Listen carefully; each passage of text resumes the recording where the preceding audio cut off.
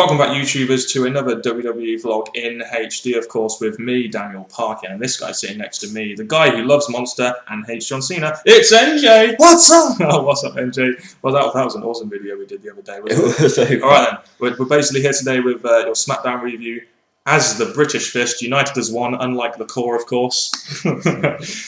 You guys can subscribe to our videos up above, as NJ has shown you. Like the video, of course, and leave your comments on Smackdown or our opinions on Smackdown in the comment section below.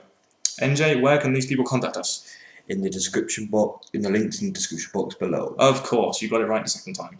So as we say, we're coming at you with our Smackdown review today. First thing we get, actually, is Sir Michael Cole coming out to a series of boos. And he has a royal coal mine. How much of a facepalm moment is that, eh? Let's move on. Yes.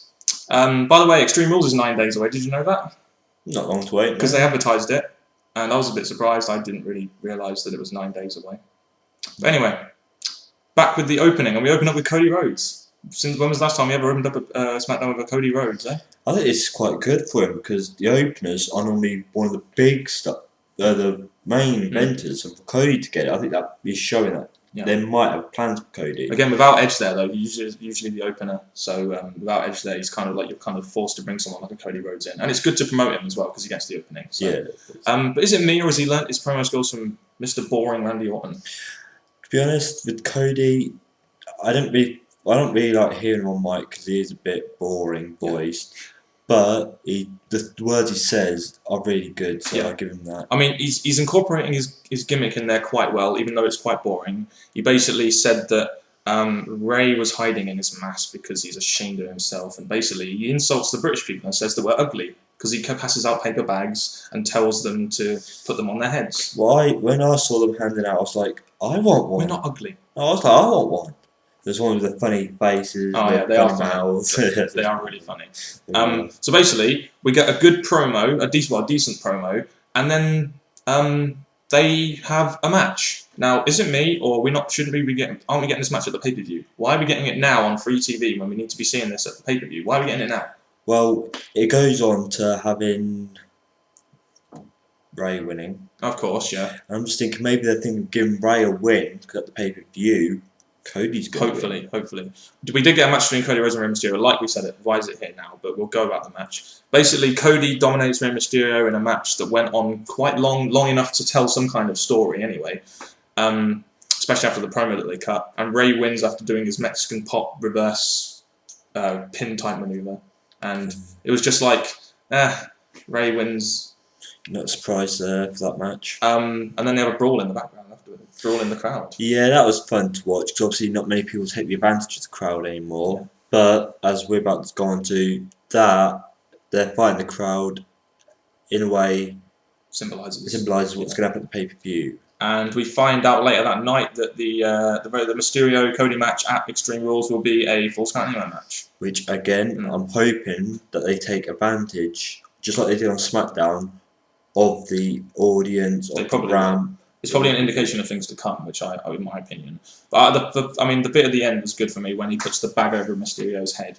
Yeah, he said he was going to do that in the promo. And he succeeded in once Mysterio sold it. Yeah. Anyway, what did you think of the match overall? I thought it was a decent match, told a good story, good lead up to the pay-per-view, although I didn't really want to see it now. Well, with the match, I thought it was good because Cody built it up before Ray came out in a good way. Which was good to see. And then the match itself, it shows them both having backward and forward action, and then it has the great audience in crowd fighting. Which so you've done two things there. You've built up again this good rivalry between the two, and you've opened up SmackDown with a promo and a match, which is good. Which is good continuance, and you know it makes a difference from what they usually do, which is just make a 5-minute, 10-minute segment at the beginning. I think again it's all to build up Cody more than Ray. Yeah. Definitely. We then get Laycool doing their marriage counselling stuff again, and we're getting these signs that Laycool are finally going to break up. I was kind of surprised that it was going to happen for the second week because Michelle she just walked out the first one. I was thinking she's not going to go for a second one. That's just a one-off thing. But sadly, we had to see it again, and this one was more emotional for Layla. And is this going to be a face turn for Layla, kind of? Do you think? Well, like we said before, the draft's going to split them up. they've shown signs tonight on SmackDown, but I think they'll split up next week on Raw. Yeah. So after that little segment, we get Mr. Michael Cole, Sir Michael Cole, sorry, introducing Jack Swagger to the ring. It's a bit of a long-winded introduction. We see some raw footage of JR kissing his feet. Yeah. God, that makes me sick still. It weren't. Again, the way Cole dragged that on, I was just like, on one Raw, you basically just called him out. As soon as you got in the ring, you said, calling my trainer, Jack Swagger, and that was it. Quick. It was just a way of using raw footage, I think, really, in my opinion. I really didn't like it. I'm just glad that it got to the next bit. Yeah, which was the squash match between him and Trent Beretta. And Trent Beretta did not have, Swagger, I should say. Trent Beretta didn't have an entrance. No, and... You know you're a job when you're not getting an entrance. We've had the point in some videos that if you haven't got an entrance, you're going to lose. Yeah. And basically, that's basically what happened to Trent.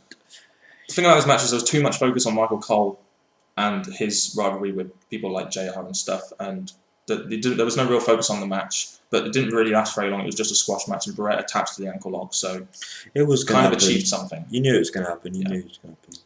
Yeah, so that achieved something. It didn't really achieve much for Beretta or Swagger, but it achieved a lot for the actual rivalry itself, I guess, in a way. Oh God, NJ, do you want to do this bit? The one... Oh yeah. We have this little video of BFG, which is Big Show, doing this Nickelodeon Choice Awards thing, and this monster car, monster truck thing driving around. He goes, yeah. How much more of a joke can you make a guy like Big Show? You get him doing the Teen Choice Awards. What the fuck? Seriously, I was just like, what the fuck? Seriously, I don't know what they're doing with him now. No, but this does bring on to my favourite bit. We have Big Show and Kane versus Heath Ledger and Justin Gabriel versus for the tag team titles. For the tag team championships. Yeah, and then basically it was. My opinion was it was short, but at the same time, you do have two great dominant tag Big Show and Kane, who are dominant, versus two wrestlers who are gradually falling out. So I think, to be honest, while they're all fighting and arguing, not comfortable with each other, the shortness of the match made sense. While the match was short and I didn't mind the title change, why can't they do it at pay-per-view? You know, make people pay for these title changes rather than just having them on SmackDown. Well, unless they make it on the pay-per-view, a rematch, and the call get them back, which I'm hoping not, which I doubt, but could happen. Yeah, so, you know, you had Big Show and Kane win the tag titles on SmackDown, which is okay. NJ loves it because he's a big Kane fan, of course. They tease a core breakup after the match by having Justin and Gabriel and Heath Slater fall out of some sort. So what does that mean for the core now? It seems like they're going to be breaking up at some point. Well, with the core, to be honest, when they first got together, people were saying, "Oh, the core's better than Nexus because of blah blah blah." And I'm just like, I was more of a Nexus side, even with Nexus not doing so good.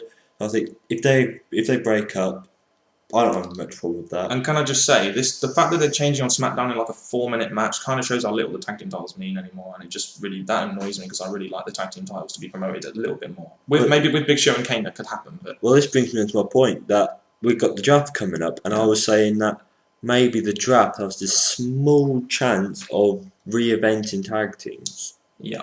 Okay, so the next match we have is Drew McIntyre versus Chris Masters. Now, the first thing we're thinking is, yay, Drew McIntyre's in a match! And he gets an entrance! And it gets better as the match goes on. Yeah, Chris Masters got an entrance as well. So he had a match with Chris Masters, and it was a pretty decent match. NJ, do you want to give your thoughts on the match? Well, there's not really too much for me to say about this, because basically it wasn't the match itself that actually got me going. It was towards the end of the match that got me sparked, because basically you get both back and forward action. You see Chris Masters locking in that not so good move. It's turned into a joke. It's turned into a joke move now. True, and then it goes into Drew McIntyre hitting the future shock DDT for the win. Yeah. So Drew McIntyre wins, which is good to see on SmackDown. We've never really seen him win anymore. No. Maybe he'll get drafted to Raw, but who knows? He's got a little tiny push on SmackDown. Maybe just that push can go into a little title reign. Maybe at some point. Who knows? Probably. Push him. Please push him, WWE. during the SmackDown, we got two pieces of Raw footage. We got the Cole Knighthood one, which kind of had something to do with the feud that was going on at the time. But we had the R-Truth heel turn thing, which lasted about 5 minutes. Why did we need it? It has nothing to do with SmackDown. The only thing it's achieved is hyping the Raw match at Extreme Rules. Why not do that on Raw? But it kind of also make me think that WWE might not make us doing it to make us think it, but maybe it's showing that maybe one of them, either Morrison or R-Truth, is going to come to SmackDown at the draft. Possibly. That's actually a good point, actually. I didn't really think of that. Could be. We then had Wade Barrett versus Kofi Kingston in a Intercontinental title match, and the first thing that struck me about this match was this is more about more teasing of the core breakup, and means there's less emphasis on the title. And the match itself actually was not too bad. It just went too short again. That was a theme. It was just too short. Well, if they didn't have those Raw footages, this match could have gone on longer. Yeah, definitely. And basically, one thing that stood out in this match, it's not actually their wrestling skills, because I'm not saying they're bad, but we have Zeke, who ran it to the side when they got knocked outside the ring, and he hit Wade Barrett. By accident. It was by accident, but the way Zeke looked, when Wade shut up, you look like you don't care. Wade sent him out of the ring, and Raid sent him out of the arena, and then it was good to kind of see him on his own. And he won the match on his own as well, despite the fact that he cheated and didn't really win it fairly. But that's not really the point. The point is he won the match. He's kept the title. It was a very short match. It didn't really do too much for me in terms of the IC title. But again, it's just more about the core than the title, which kind of annoys me a little bit. I think with that, I'm glad Wade won. Yeah. Obviously, I don't really want to give it back to Kofi, because Kofi's starting to bore me now. Mm-hmm. Even though he's a good wrestler, the way WWE treated him is just boring me. So Wade winning was great, because it could lead to, if the WWE concentrate on these wins that Wade's getting or got, it could actually push Wade up. Yeah. But like we predicted, he's going to go to Raw. And maybe Kofi might go to Raw as well. Who knows? He's not really doing much on SmackDown at the moment, let's face it. We then get the main event of the evening, which is Alberto Del Rio's retirement party for Edge. We were all invited on Facebook, remember? Did you respond to the RSVP? Because I didn't. No, but this was a hilarious promo. This was a hilarious promo. Okay, this was pretty good. We had this weird Mexican music in the background. We had Alberto Del Rio presenting him with old people's objects like grandfather clocks and diapers and a Zimmer frame. And then who came out? Out comes... Oh, we had Rodriguez on his little scooter. But we also had a £300 fake liter as well. Oh, and yeah. Yeah, that was funny. That was hilarious, man. But Rodriguez coming out on the mobility scooter was pretty good, because he did the whole Edge thing, and it was an Edge entrance. It was really funny. And then he said, Alberto said, we've given it a handicap parking badge so he can park wherever he wants. And that was funny, because even though, because Edge eventually came out and basically just slated what he was doing. Pretty much. I didn't think it was that bad. I think what Alberto Del Rio did was funny.